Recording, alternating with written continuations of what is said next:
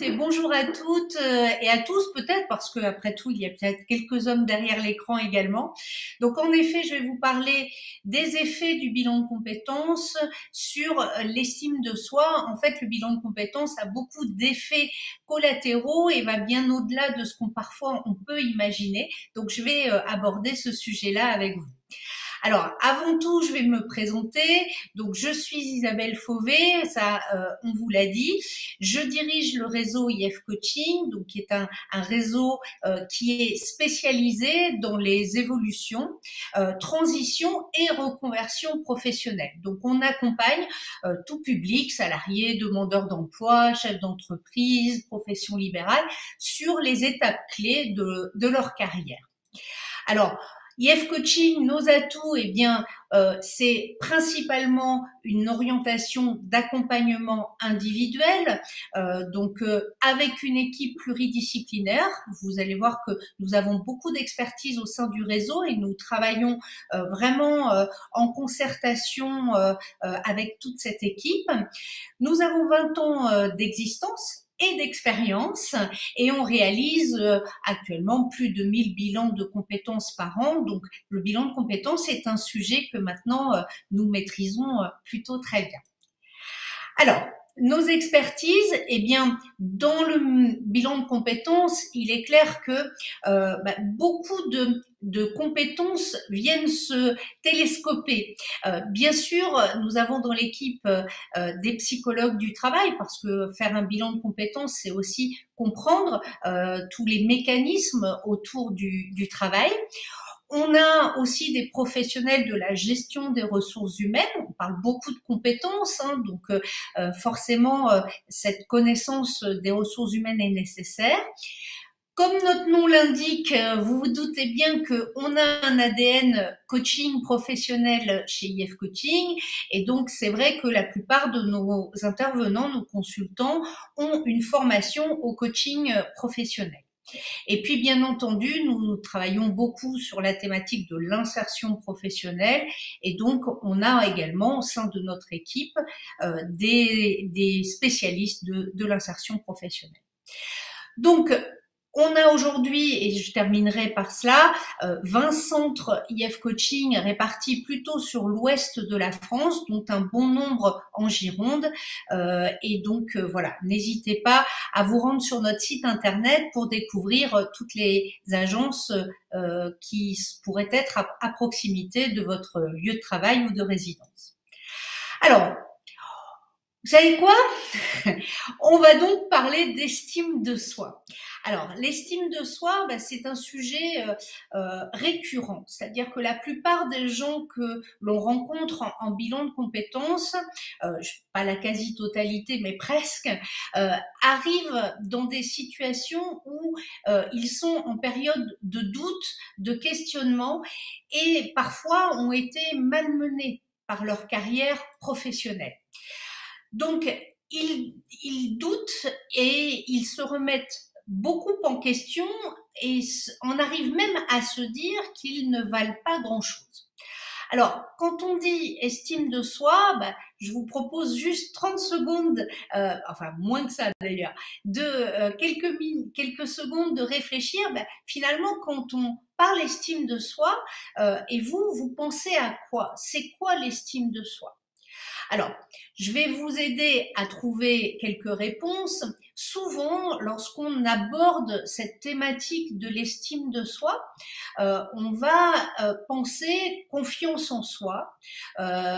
C'est souvent le mot qui revient en premier lieu, mais c'est aussi plein d'autres choses. C'est l'amour de soi, c'est l'acceptation de soi. Et c'est quelle vision, quelle image on a de soi. Alors, la confiance en soi, évidemment, voilà, je crois en moi, je crois en mes capacités, je me fais confiance. Et c'est vrai que souvent, quand on arrive en bilan, eh bien, on est un peu perdu et on sait pas réellement de quoi on est capable et on a un peu de mal à croire en son potentiel.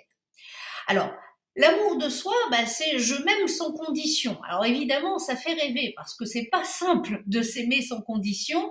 On est souvent à voir en nous plutôt ce qui ne va pas, ce qu'on ne sait pas faire, ce qu'on ne réussit pas, plutôt que de se dire, voilà, je suis pas parfaite, mais je m'aime comme je suis et je ne pose pas de conditions à tout cela. L'acceptation de soi, évidemment, je suis comme je suis, avec mes défauts, mes qualités, et je m'accepte, je m'aime tel que je suis. Et enfin, c'est porter un regard bienveillant sur soi, l'estime de soi. C'est se regarder et se dire, mais oui, je vaux quelque chose. Oui, je sais faire quelque chose. Oui, j'ai réalisé plein de choses et j'ai réussi plein de choses. Voilà. Et tous ces aspects-là, vous le verrez après dans ma présentation, eh bien, sont abordés en bilan de compétences. Alors, pour résumer, l'estime de soi, évidemment, c'est une donnée fondamentale de la personnalité. C'est comment je me vois, déjà.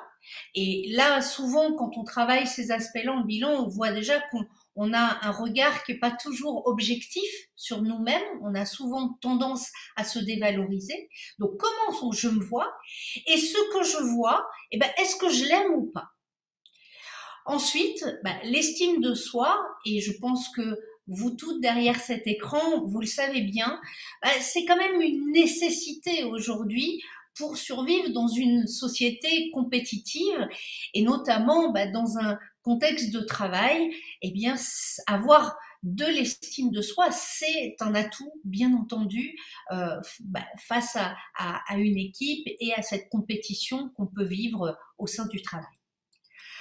Alors, l'estime de soi, finalement, est-ce que on pourrait se poser la question, est-ce elle modifie quelque part nos comportements en fonction, si on en a beaucoup, est-ce qu'on se comporte différemment que lorsqu'on manque d'estime de soi? Eh bien, en effet, l'estime de soi, elle a des impacts. Vous allez voir principalement trois impacts. D'abord, elle agit sur notre comportement, elle influence notre action. Plus on a une forte estime de soi, plus on va se sentir capable d'agir. Et on voit bien que lorsque la jauge d'estime de soi est plutôt basse, eh bien, on retrouve des personnes, et on les identifie assez rapidement dans le cadre du bilan de compétences, qui ont beaucoup de mal à se mettre en mouvement, en action, parce que ils ne se sentent tout simplement pas capables de le faire et ils ne perçoivent pas toutes les ressources qu'ils ont en eux. Ensuite, l'estime de soi, va avoir un impact aussi sur le regard que l'on va porter sur soi. Et ce regard, je vous parlais d'objectivité tout à l'heure, c'est vrai que quand on manque d'estime de soi et qu'on se regarde, on a tendance à voir que le négatif et à occulter toutes les qualités, les atouts, les ressources que l'on peut avoir. Et enfin, l'estime de soi, évidemment, a aussi un impact sur le volet émotionnel. Il agit sur notre humeur. On a tendance à dire parfois, j'ai pas le moral, je suis déprimée. Et c'est vrai que quand on ne s'aime pas, quand on se regarde pas positivement, quand on perçoit pas toutes les forces et les ressources qu'on a en nous, c'est sûr que ça peut avoir un petit impact sur notre morale. Donc, vous voyez que cette notion d'estime de soi, elle est vraiment importante. Alors, il y a des bénéfices à s'estimer, à avoir confiance en soi. Et ces bénéfices, et c'est là-dessus qu'on travaille beaucoup dans le bilan de compétences, c'est que avoir foi en soi, s'estimer, c'est déjà être capable de se jauger de manière plus fiable, plus précise. On se voit tel qu'on est, on accepte ses défauts, mais on perçoit aussi toutes ses qualités. Donc notre auto-évaluation est beaucoup plus fiable et plus précise quand on a une meilleure estime de soi. Évidemment, et on l'a évoqué juste avant, quand on a confiance en soi, on a une meilleure stabilité émotionnelle, on est moins sujet aux hauts et aux bas, et on est moins impacté aussi par le regard de l'autre, sa petite remarque, voilà, on est plus stable. Ensuite, on l'a vu aussi, on va s'engager dans l'action beaucoup plus facilement. On va oser, on va y aller. Hein. Donc, on s'engage plus fortement dans l'action quand on a un bon niveau d'estime de soi. On a plus d'audace, on a plus d'ambition. Donc, vous voyez à quel point cette notion d'estime de soi, elle est essentielle.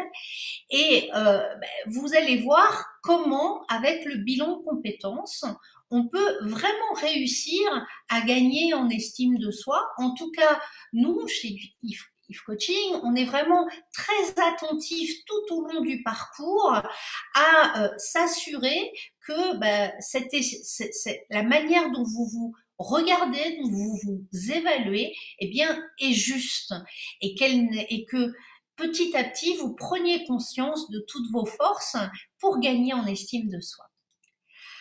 Alors, le bilan de compétences, concrètement, va changer votre regard sur vous-même. On va vous aider à regarder les choses sous un autre angle que celui peut-être que vous avez l'habitude de regarder habituellement. Alors, commençons par reprendre peut-être les éléments clés d'un bilan de compétences. Bien sûr que dans un bilan de compétences, on parle beaucoup de travail, mais pas que. Et souvent, les gens pensent qu'on ne va aborder que leur expérience professionnelle, alors qu'on va d'abord commencer par parler de vous. Qui êtes-vous? Comment vous fonctionnez? On va essayer d'identifier par des exercices, par des échanges, par des questions, vos forces, vos atouts, vos qualités, vos ressources. Et par notre questionnement, par nos exercices, en même temps qu'on va vous questionner sur tous ces sujets, on va aussi vous aider à prendre conscience de tout cela. Et donc de changer le regard que vous avez sur vous-même, de prendre conscience que vous êtes plein de forces, d'atouts, de qualités et de ressources. Et parfois on nous demande en bilan, mais on parle jamais de mes défauts. C'est vrai qu'en bilan de compétences, on ne parle pas beaucoup des défauts. Et on ne parle pas beaucoup des défauts pour la simple et bonne raison qu'on ne capitalise pas de toute manière sur des défauts. On ne construit pas un projet sur des défauts. Donc on s'y intéresse, somme toute, très peu. On va par contre mettre un focus, un coup de projecteur sur toutes vos forces, vos atouts, vos qualités, vos ressources, pour que vous changiez aussi ce regard sur vous-même et que ce regard, il prenne conscience qu'il y a plein de belles choses dans votre parcours et que c'est positif, c'est valorisant. On essaye d'avoir un regard réaliste, vraiment, sur ce que vous avez dans vos besaces et que vous minimisez parfois un peu trop. Et puis, on reste quand même sur un regard objectif, hein, c'est-à-dire qu'on va bien sûr s'appuyer sur des exemples, sur votre vécu, pour attester de toutes ces forces, atouts, qualités et ressources. Alors, vous en voulez encore un petit peu ? Bon, je ne peux pas interagir directement avec vous, mais je suis sûre que vous en voulez encore un petit peu. Alors, continuons sur le bilan de compétences. On va reparcourir ensemble toutes vos expériences professionnelles. Alors, je dis expérience professionnelle et pas que parce que finalement, dans le bénévolat, dans les activités extra-professionnelles, on développe également énormément de compétences. Donc, on ne s'arrête pas que aux activités professionnelles, mais on va explorer aussi avec vous toutes les compétences développées dans les champs autres que le travail. Donc, on va parler de vos compétences, de vos aptitudes, de tout ce que vous avez réalisé et de tout ce que vous avez réussi. Et c'est par cet inventaire de toutes ces compétences, aptitudes, réalisations, réussites. Alors bien sûr, on vous aide pour identifier tout cela. Il y a des exercices, il y a des tests, il y a des échanges, beaucoup de questions. On vous oblige à revisiter votre passé et on met en lumière tout ce qu'il y a de positif dans ces expériences diverses et variées que vous avez menées ou que vous menez encore actuellement. Et Isabelle, vous m'entendez, oui. Isabelle ? Je me permets de vous interrompre parce qu'il y a Agnès qui réagit sur le chat et qui, puisqu'on est sur le sujet, qui souhaiterait connaître la différence entre force, atouts et ressources. Je pense que c'était la slide juste précédente. D'accord. Finalement, c'est quoi la différence entre nos forces, nos atouts et nos ressources?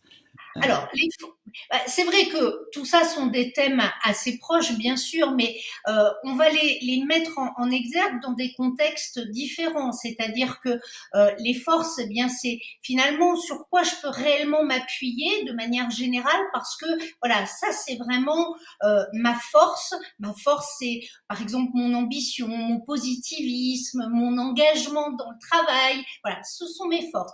Mes atouts, ça peut être mes savoirs, mes savoir-faire, hein, c'est-à-dire vraiment ma capacité à, à mettre en œuvre des choses que j'ai acquises, apprises ou développées dans le cadre de mon expérience professionnelle.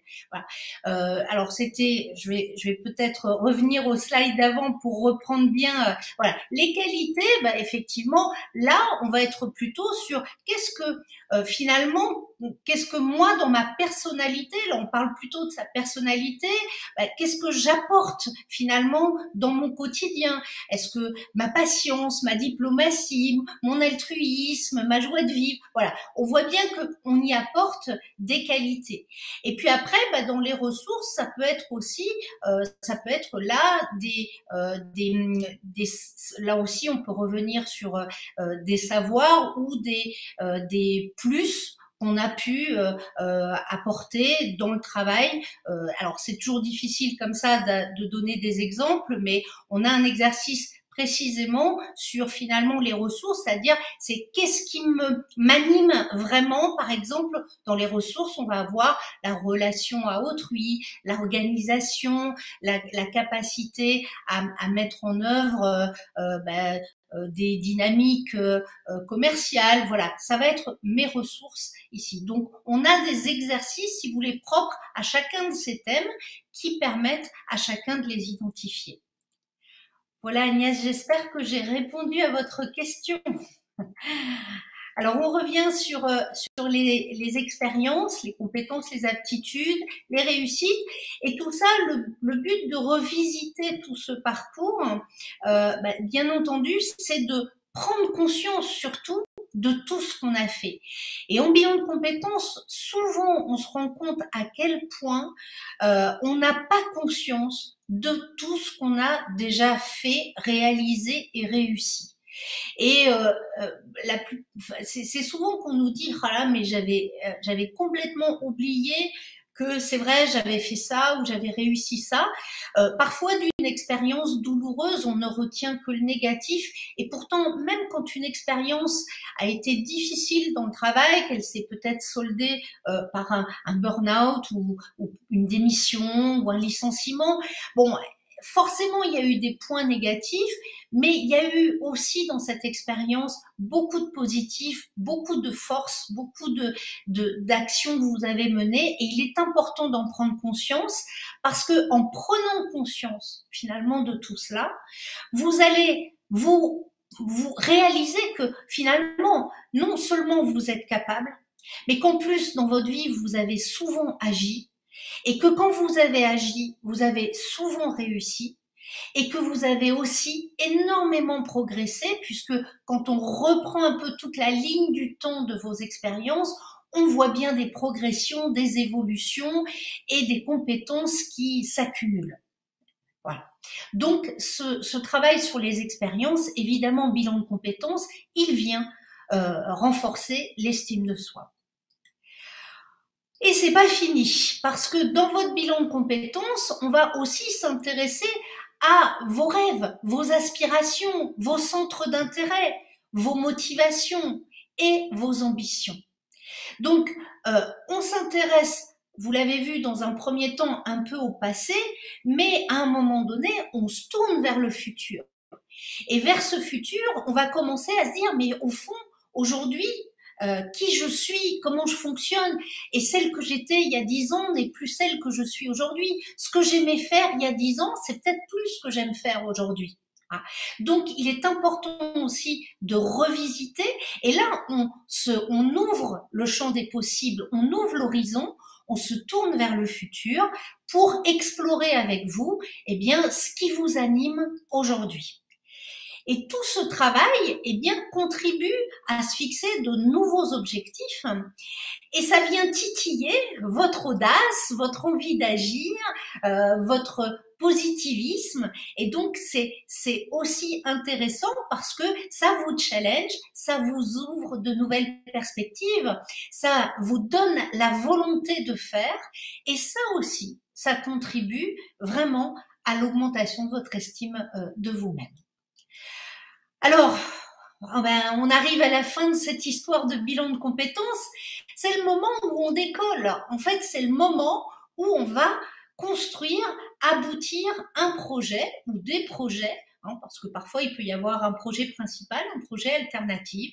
C'est là où on va commencer à rencontrer des professionnels, à faire des recherches peut-être de formation ou une immersion en milieu de travail pour jauger son projet face à la réalité, et on va mener tout un tas d'actions. Donc là, on est dans la concrétisation de tout le travail que l'on a fait avant. On se fait confiance, mais on est maintenant tout à fait capable de se faire confiance parce que tout au long de ce travail, votre estime de vous-même s'est renforcée et donc vous vous faites confiance et vous savez que vous êtes capable d'agir et de mener à bien votre projet. Voilà, c'est à ce moment-là que vous pouvez vous agir.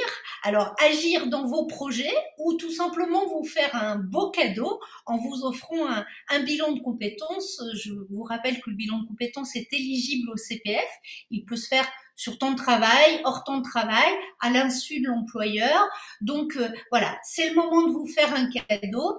Je vous ai mis rapidement tous les sites sur lesquels nous sommes présents aujourd'hui. Donc n'hésitez pas à nous contacter. Et moi, pour ma part, je suis prête à répondre à des questions si j'ai encore le temps de le faire, parce que je vois qu'il est 10h58.